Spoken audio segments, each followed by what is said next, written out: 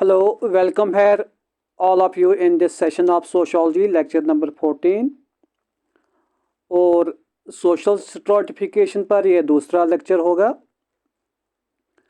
आज के इस लेक्चर में हम पढ़ेंगे फॉर्म्स ऑफ सोशल स्ट्रैटिफिकेशन,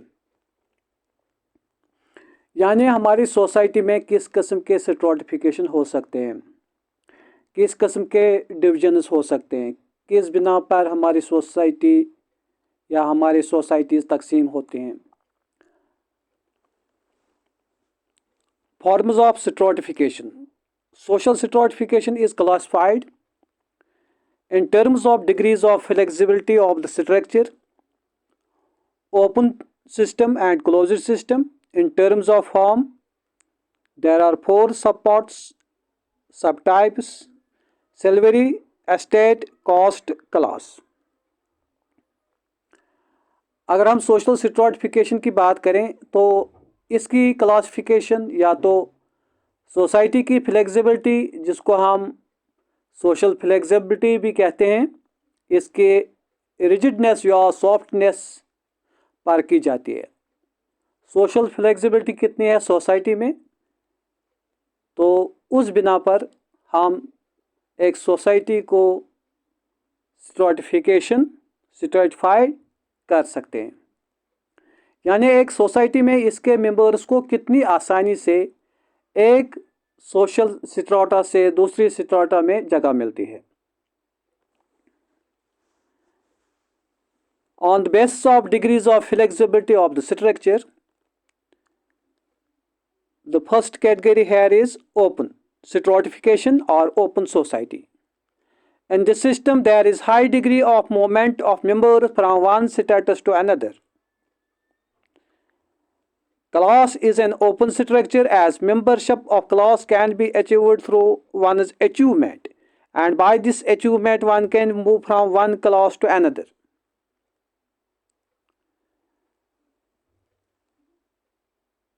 एक सोसाइटी में इसके मेंबर्स को कितनी आसानी से एक सोशल स्ट्राटा से दूसरी स्ट्राटा में जगह मिलती है, यानी सोशल मोबिलिटी कितनी आसानी से होती है। सोशल मोबिलिटी का मतलब movement of people from one strata to another in terms of their social status. जब किसी का सोशल स्टेटस बढ़ जाता है तो वो ऊपर चला जाता है, और जब उसका सोशल स्टेटस डिग्रेड हो जाता है तो वो नीचे आता है। अब यह सोशल स्टेटस कौन डिटरमाइन करता है सोसाइटी में? या तो वेल्थ ऑफ द मेंबर्स या पॉलिटिकल पावर। जिसके पास जितना वेल्थ होगा या पावर होगा उसका उतना सोशल स्टेटस होगा। देखो, जब एक शख्स को दौलत मिलती है तो वो लोअर या मिडिल क्लास से ऊपर जाकर अपर क्लास में काउंट होता है। इस तरह अगर कोई गरीब बन जाता है तो उसकी सोशल मोबिलिटी डाउनवर्ड की तरफ होती है, वो अपर क्लासेस से लोअर क्लासेस में तस्वर किए जाते हैं।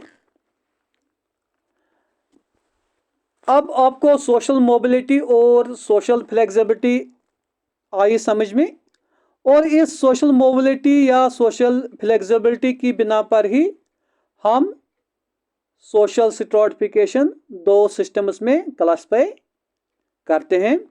एक होता है ओपन सिस्टम या ओपन स्ट्रक्चर या ओपन सोशल स्ट्रैटिफिकेशन। इसमें डिग्री ऑफ सोशल फ्लेक्सिबिलिटी ज़्यादा होती है और इसमें मेंबर्स आसानी से एक स्ट्राटा से या एक क्लास से दूसरी क्लास में जा सकते हैं। दूसरा होता है क्लोज्ड स्ट्रक्चर या क्लोज्ड सिस्टम या closed stratification.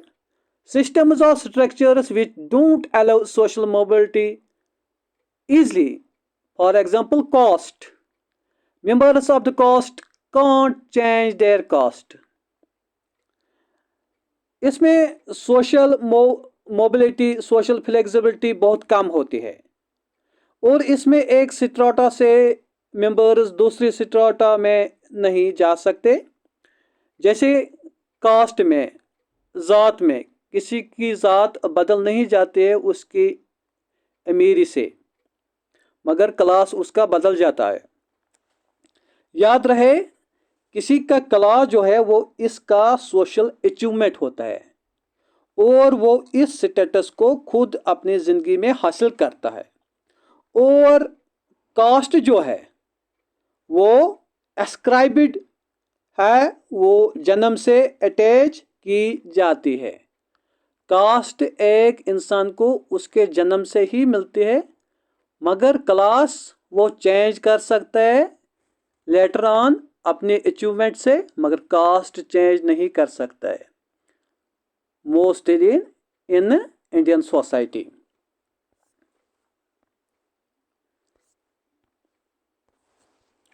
On the basis of form, social stratification is classified into 4 types. Number first is salary. अगर हम देखेंगे सूरत में, सूरत की बिना पर in what form we see social stratification in our society, or in what form social stratifications exists in our society, तो हम कह सकते हैं कि इसके 4 फॉर्म्स हैं। पहली जो फॉर्म है वो सल्वरी है।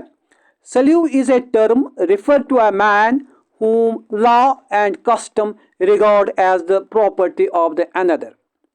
He is wholly without rights, and in other cases he may be protected in certain respects, but so may an ox or an ass, given by L.T. Hobbes. This definition is given by L.T. Hobbes. Slavery क्या है? Slave यानी गुलाम, वो politically as well as socially deprived होता है, वो एक इंसान होता है। A man is politically as well as socially deprived is known as slave. इसके कोई हक नहीं होता है, उसको सिर्फ अपने मालिक का हुक्म मानना होता है। गुलाम मालिक की प्रॉपर्टी मानी जाती है, इसलिए उसको अपना कोई हक नहीं होता। ये चीज़ें जैसे एक इंसान जो गुलाम होता है किसी और का, उस सोशल सेटअप या पॉलिटिकल सेटअप से उसको एक लीगल अथॉरिटी मिलती है उसके मालिक को कि ये आपका गुलाम है, इसके हुकूक नहीं है। Actually it was social and political setup of the societies which permitted man to dominate others in all respects. अगर किसी को कोई राइट भी मिलती, वो एक बैल या गधे के जैसे, उनको घास मिलता है और क्या मिलता है? कुछ नहीं। इसी तरह इंसान को कुछ अगर राइट्स मिलते थे उसी के बगैर, उसी के बराबर। किसके बराबर? एक बैल या गधे के बराबर। ये कौन कहता है? LT. हॉबस। In slavery, every slave has his master to whom he is subjected. हर एक स्लेव को मास्टर होता था, मालिक होता था। The power of master is unlimited. Power जो मास्टर का होता था वो अनलिमिटेड था। The basis of slavery is economic. अगर इस वक्त भी कहीं जगह पर दुनिया में हम स्लेवरी देखते हैं तो उसकी बेसिस क्या है? इकोनॉमिक है। तो उसकी बेसिस क्या है? इकोनॉमिक है। It is, I can call it acute economic differentiation gives rise to slavery. अब हम देखेंगे दूसरा टाइप जो है estate on the basis of form. It is synonymous with feudalism. Feudal estates of the medieval period have also been the basis of social stratification, were legally defined and were political groups. Medieval period में feudalism शुरू हुआ था। इसको उस वक्त के political और social setup ने legal माना था। उसके मुताबिक सोसाइटी 3 स्ट्राटा में तकसीम की गई। पहला जो स्ट्राटा है, the first estate which consisted of the clergy, the second estate which consists aristocracy, the third estate which consisted of commoners. पहली जो estate थी वो clergy का था. Clergy is the group of people along with priests who are responsible to carry out church related activities. ये वो group होता था जिसके लोग चर्च के काम करते थे, क्लर्जी. और जो दूसरा स्ट्राटा था उसका वो क्या, उसके पीछे जो उसके सेकंड में आता था वो एरिस्टोक्रेसी था. ये पॉलिटिकल ग्रुप था. एरिस्टोक्रेसी पॉलिटिकल ग्रुप था. ये रूलर्स थे. इसमें वो लोग थे जो लॉ और स्टेट पॉलिसीज को इम्प्लीमेंट करते थे. और तीसरा ग्रुप में आम गरीब किसान वगैरह लोग थे. Third is caste. Caste system existed and still is existing in every civilized society. The Indian caste system is unique system of social stratification and in first place is connected with economic differentiation. Caste का origin दरअसल पता ही नहीं है. यह हमारी societies में थी और आज भी है. हिंदुस्तान में जो कास्ट सिस्टम है वो बाकी दुनिया से अलग है. इसका ओरिजिन और इसकी बेस बाकी दुनिया से अलग है. इसकी बेस जो है वो इकोनॉमिक डिफरेंशिएशन ही है. In four traditional varna where there is clear specification of occupation and in traditional village economy caste is an occupational group. देखो, अगर हम वैदिक लिटरेचर भी जांच लेंगे तो इसमें भी चार वर्नास का जिक्र है. वो स्पेसिफिकेशन ऑफ ऑक्यूपेशन पर ही है. यानी सोसाइटी को काम के बिना पर डिवाइड किया गया था.